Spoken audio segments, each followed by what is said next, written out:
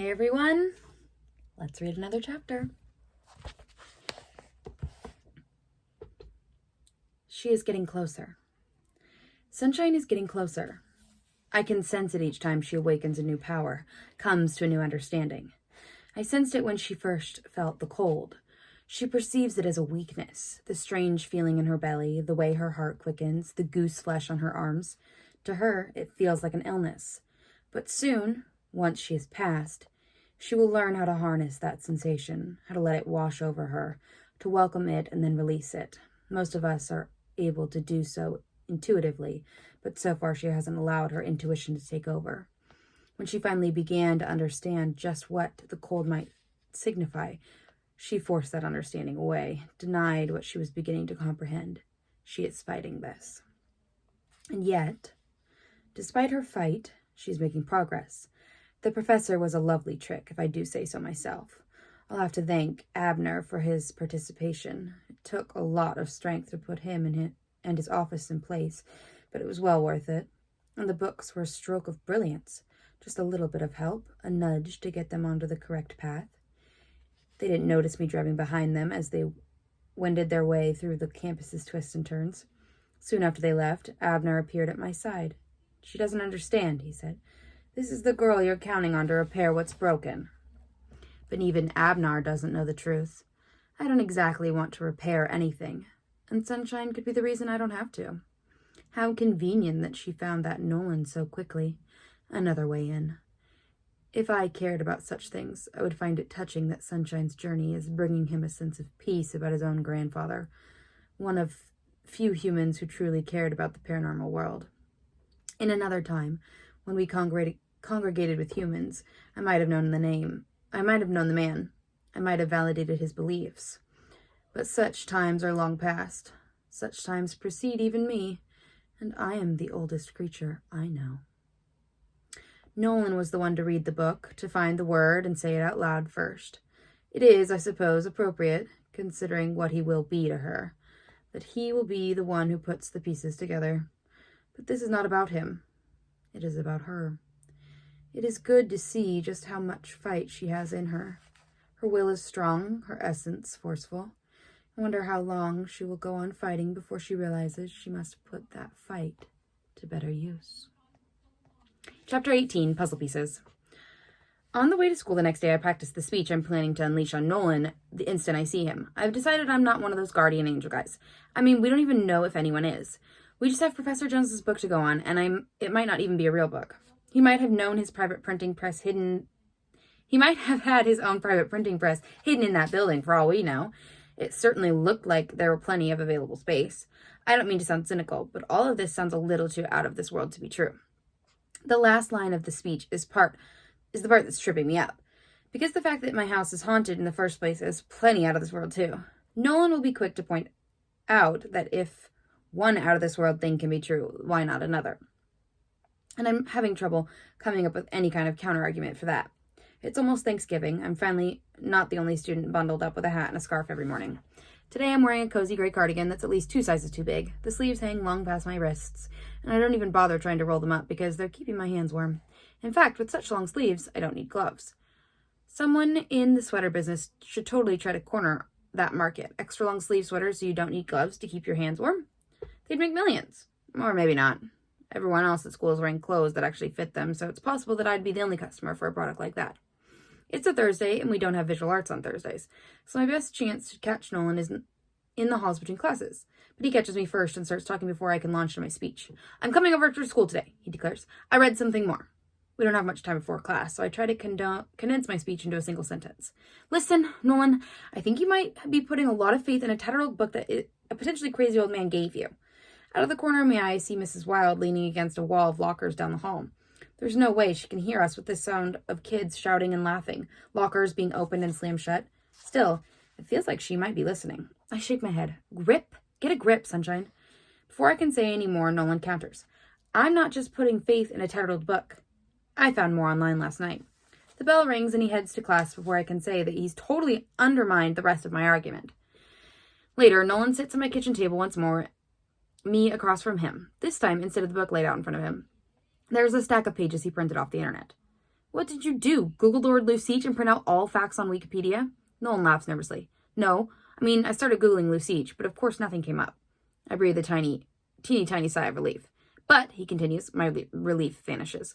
Then I started Googling other words like dark spirits and guardian angels and exorcisms and possession. I was getting nowhere, and then I Googled haunted house along with the word guardian, and I got this. He holds up a densely packed printout covered in words I don't understand. I push up my sleeves and reach for the paper, trying not to look at the ugly crescent-shaped scar on my left hand.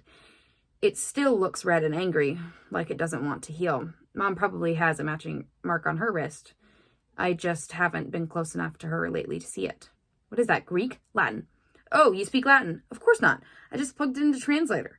He holds up another printout. See any words you recognize? Well, I see a bunch of words I recognize, like and the, but I'm pretty sure the word Nolan's talking about is Luciche, which is repeated over and over across the translation. Yippee, I say. I'm being sarcastic, but I'm actually really impressed by Nolan's research. I could never have found all of this on my own, partly because I didn't want to. I want to save my mother more than I have ever wanted anything, but I also don't want to be an ancient mystical warrior.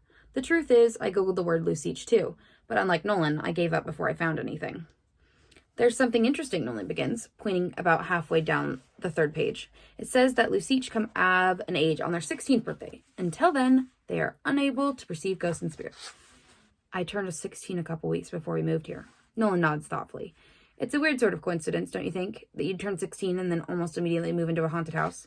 But we didn't move here until after my birthday, I say, and then I quickly wish I could take the words. They make it sound like I actually agree with Nolan's story. And I almost certainly do not believe that I'm a Luciche. Not exactly. Nolan scans the pages in front of him. But you should have felt something the instant you turned 16, even if it wasn't as powerful as the thing you feel in this house. He purses his lips like he's trying to figure something out.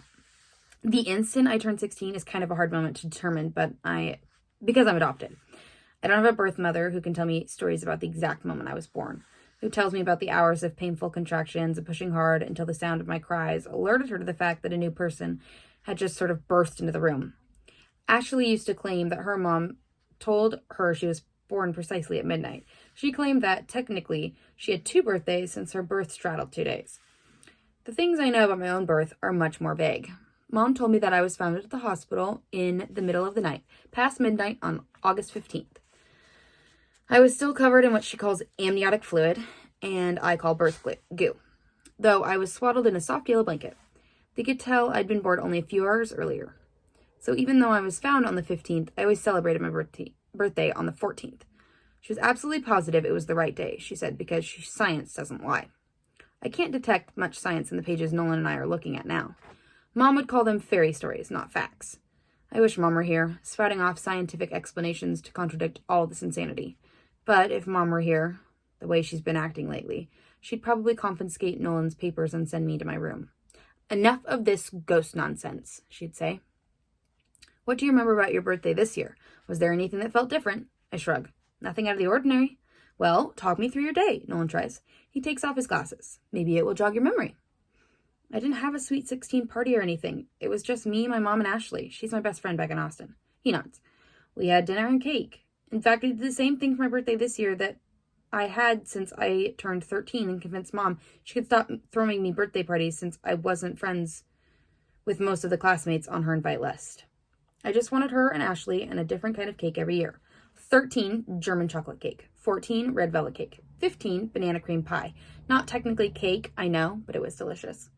And this year, 16, carrot cake with cream cheese frosting. No raisins. Why do people put raisins in cookies and cakes? Ugh. I can't believe how much time I used to spend thinking about what kind of cake to have each year. That seems so unimportant now. Mom baked a cake, I say. She decorated it with candles. My mom can't bake.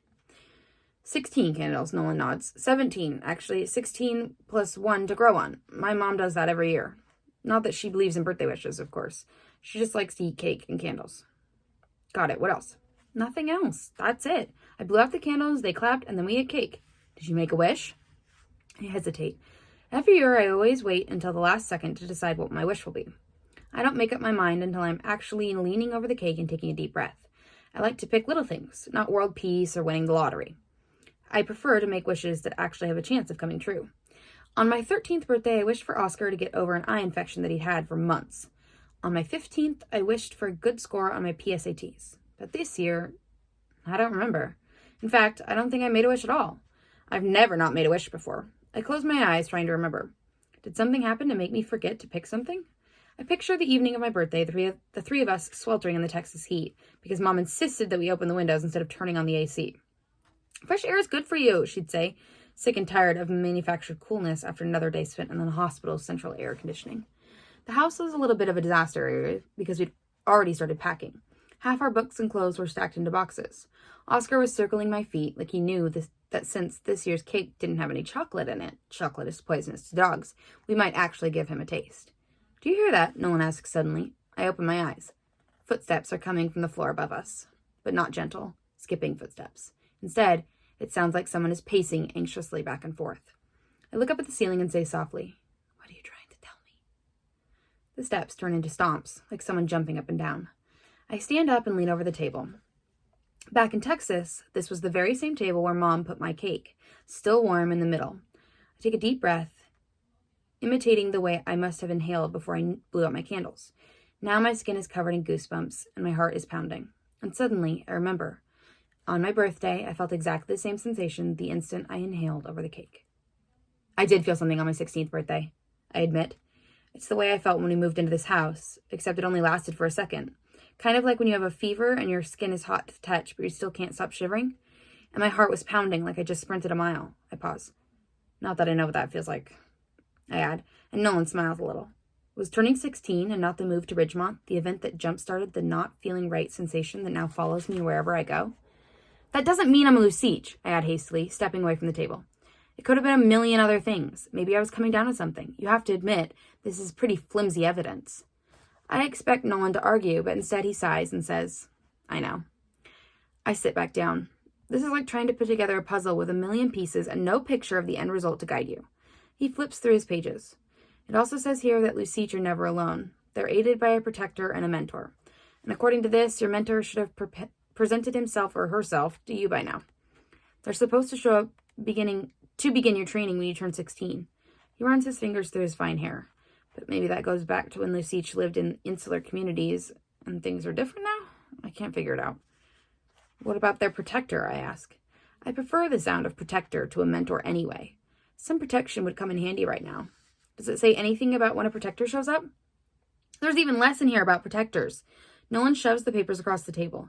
And you'd think now would be the time the protector would at least show up, he adds, echoing my thoughts. You could use some protection with your mom in danger. All right. Join me again soon for chapter 19.